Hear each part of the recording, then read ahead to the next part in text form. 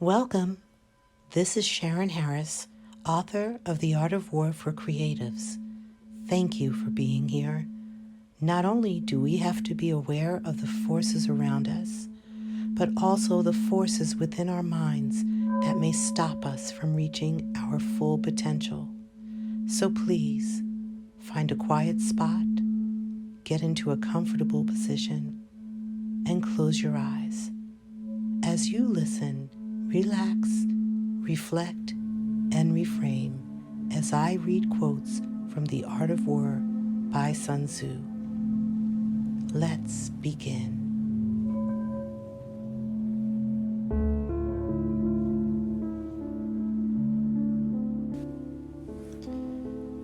The art of war is of vital importance to the state. It is a matter of life and death, a road either to safety or to ruin. Hence, it is a subject of inquiry which can on no account be neglected. There are not more than 5 musical notes, yet the combinations of these 5 give rise to more melodies than can ever be heard. There are not more than 5 primary colors, yet in combination, they produce more hues than can ever be seen. A leader leads by example, not by force. To know your enemy, you must become your enemy.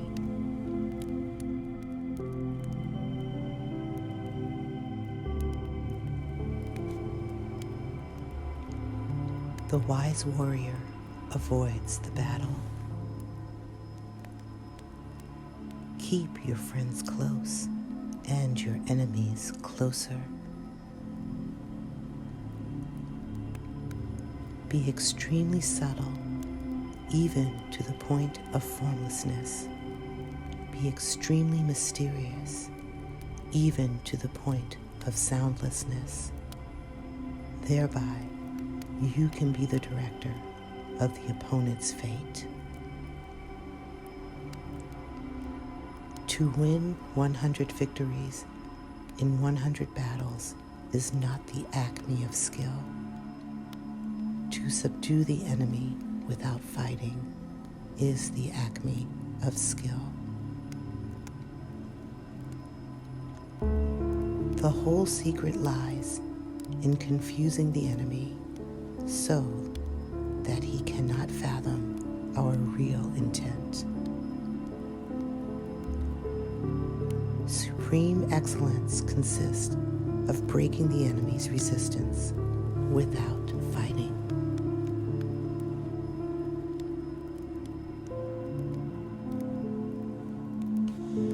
Move swift as the wind and closely formed as the wood.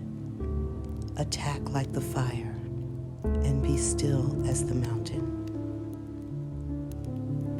Bravery without forethought causes a man to fight blindly and desperately like a mad bull. Such an opponent must not be encountered with brute force, but may be lured into an ambush and slain. When you surround an army, leave an outlet free.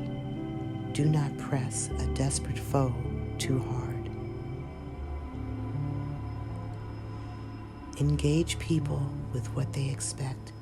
It is what they are able to discern and confirms their projections.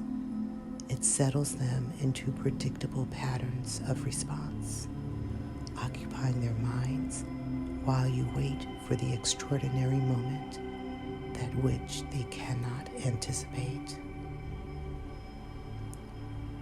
Do not repeat tactics which have gained you one victory, but let your methods be regulated by the infinite variety of circumstances.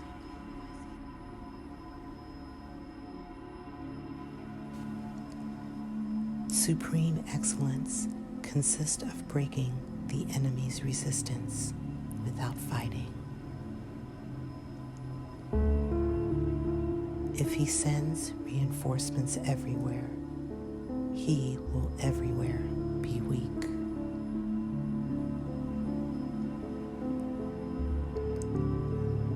Begin by seizing something which your opponent holds dear.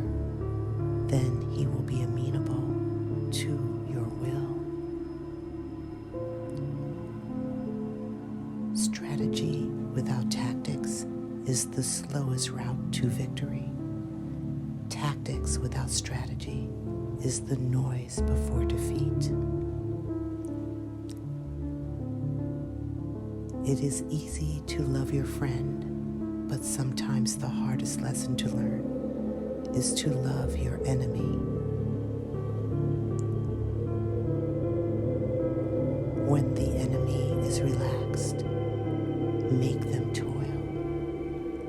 When full, starve them. When settled, make them move.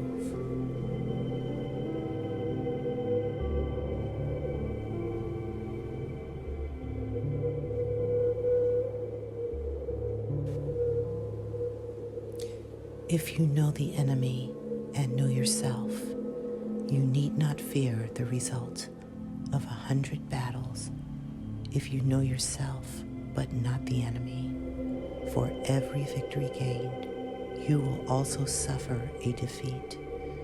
If you know neither the enemy nor yourself, you will succumb in every battle. Ponder and deliberate before you make a move.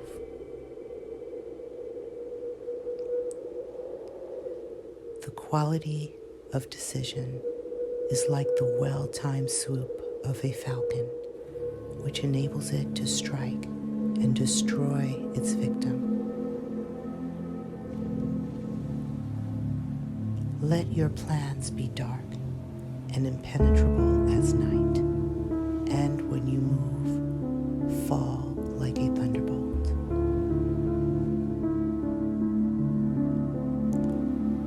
Keep your friends close and your enemies closer.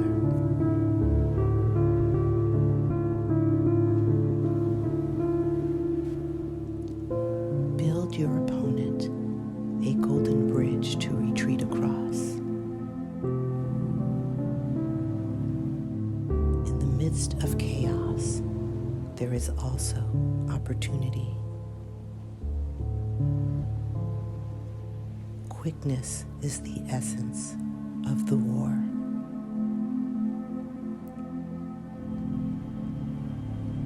Rewards for good service should not be deferred a single day.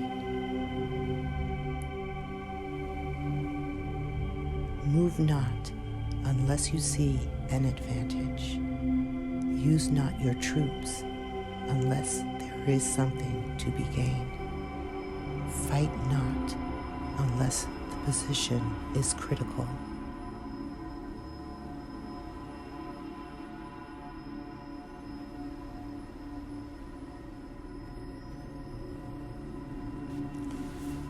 Victorious warriors win first and then go to war, while defeated warriors go to war first and then seek to win.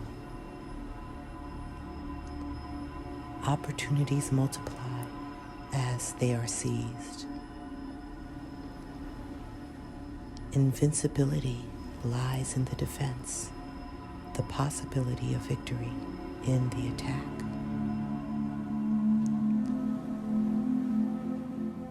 The greatest victory is that which requires no battle.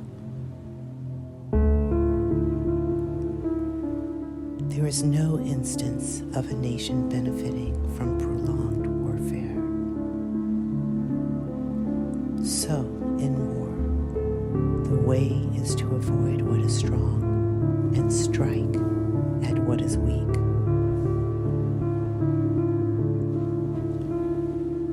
Anger may in time change to gladness. Vexation may be succeeded by content. But a kingdom that has once been destroyed can never come again into being. nor can the dead ever be brought back to life.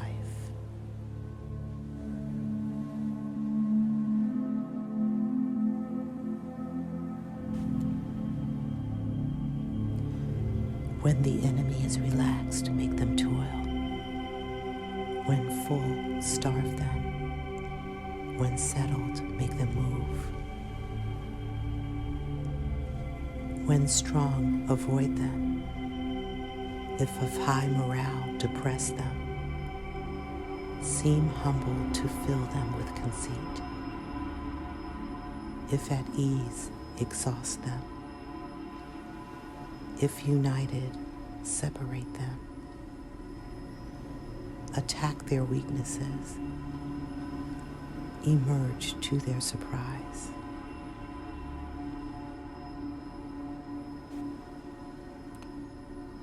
All warfare is based on deception. Hence, when able to attack, we must seem unable. When using our forces, we must seem inactive. When we are near, we must make the enemy believe we are far away. When far away, we must make him believe we are near. Treat your men as you would your own beloved sons, and they will follow you into the deepest valley.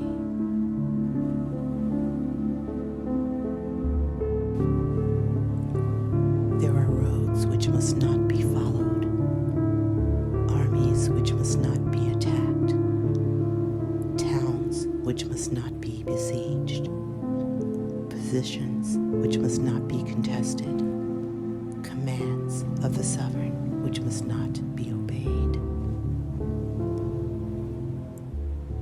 If the mind is willing, the flesh could go on and on without many things. Even the finest sword plunged into salt water will eventually rust. The supreme art of war is to subdue the enemy without fighting.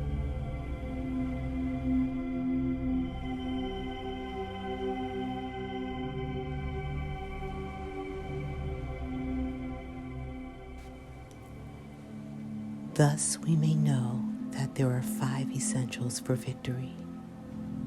He will win who knows when to fight and when not to fight. He will win who knows how to handle both superior and inferior forces. He will win whose army is animated by the same spirit throughout all its ranks. He will win who prepared himself, waits to take the enemy unprepared. He will win who has military capacity and is not interfered with by the sovereign.